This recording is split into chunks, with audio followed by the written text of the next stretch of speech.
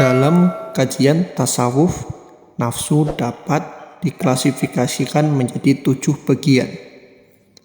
Pertama, nafsu amarah, yaitu nafsu yang mempunyai karakter jelek. Nafsu ini senantiasa mendorong manusia bersikap hedonis, hanya ingin mencapai kelezatan duniawi belaka, serta memanjakan kehendak syahwat yang dilarang oleh agama. Nafsu ini yang kemudian melahirkan sifat-sifat tercela seperti sombong, rakus, dengki, marah, kikir, dan iri hati. Kedua, nafsu lawwamah, yaitu nafsu yang disinari cahaya hati. Nafsu ini tunduk pada kekuatan akal, tetapi terkadang melakukan maksiat, kemudian menyesal dan mencaci dirinya. Setelah itu, ia kembali tunduk pada Tuhannya. Nafsu ini memiliki karakter sifat yang tercela seperti mengeluh, menipu, ujub, ghibah, riya, bohong, dan lalai. Ketiga, nafsu mutmainnah, yakni nafsu yang disinari cahaya hati sehingga kosong dari sifat tercela dan terhiasi dengan sifat terpuji. Nafsu ini mampu menciptakan ketenangan jiwa. Orang yang berada pada tingkatan ini tergolong ahli tarekat atau berjalan menuju taman ilahi. Pada nafsu ini terdapat sifat-sifat yang terpuji seperti dermawan, tawakal, ibadah, syukur, ridho, dan takut kepada Allah. Keempat, nafsu mulhamah, yaitu nafsu yang dianugerahi ilmu tawadhu, rendah hati, qanaah atau lapang dada, tobat, dan kedermawanan. Oleh karena itu, nafsu ini menjadi sumber kesabaran, kekuatan menanggung derita, syukur, dan terhindar dari sifat tercela. Kelima, nafsu rodiyah, nafsu yang rela dan pasrah pada Allah. Nafsu ini mempunyai karakter sifat seperti kedermawanan, zuhud, ikhlas, warok, riyadhah, dan memenuhi kewajiban. Keenam, nafsu mardiyah, yaitu nafsu yang mendapat ridho Tuhan. Ini terlihat dengan timbulnya perilaku baik, kasih sayang, kemuliaan, keikhlasan, dan zikir pada Allah, serta mengajak pada kebaikan dan memaafkan kesalahan orang lain. Pada tingkatan ini, nafsu akan mampu mengenal Tuhannya. Ketujuh, nafsu kamilah, yakni nafsu yang benar-benar mencapai tingkat kesempurnaan. Nafsu ini telah melebur menyatu ke dalam zat Tuhan sehingga mampu menampakkan sifat-sifat ketuhanan.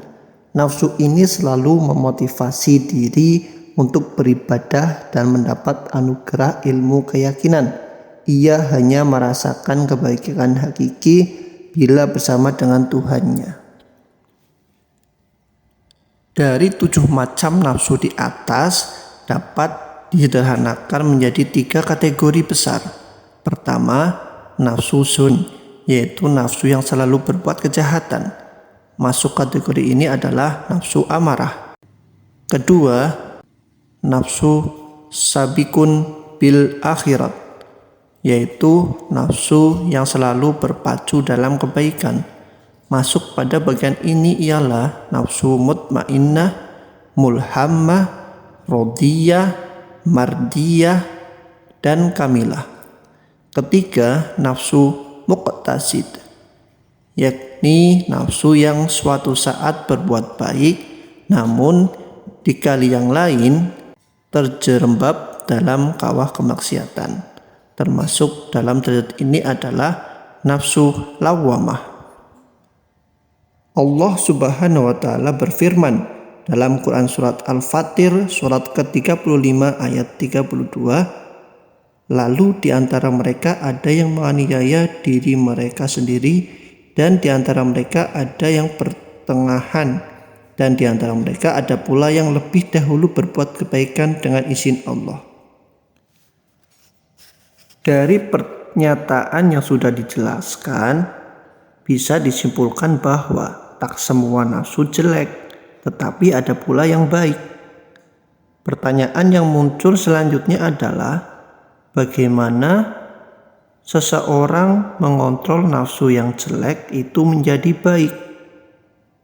Sebenarnya, sebejat apapun nafsu, tak perlu dibinasakan, tetapi cukup ditundukkan dan diarahkan saja. Karena dengan nafsu, manusia dapat berbeda dengan malaikat. Dengan nafsu, manusia menjadi makhluk dinamis, tapi malaikat tanpa nafsu menjadi makhluk konstan, tidak bisa berubah keimanannya. Dengan nafsu ini pula, seseorang hamba mampu mengimbangi kehidupan ruhaniyah uluhiyah atau ibadah, dengan tetap mampu berakselerasi atau mengadakan peningkatan dalam kehidupan sosial keduniaan. Dari pembagian nafsu yang sudah dijelaskan, hanya nafsu amarah dan lawamah yang perlu kita tundukkan. Nafsu ini bagai bara api yang berpijar, membakar jiwa lemah seperti yang terjadi pada Zulaiha. Sementara yang lain hanya butuh pupukan agar tumbuh dan berkembang sampai puncak destinasi. Dalam rangka tazkiyah an-nafs, penyucian jiwa, masalah ini tak jauh beda dengan manajemen kolbu, karena nafsu dalam kajian tasawuf merupakan kata lain dari hati.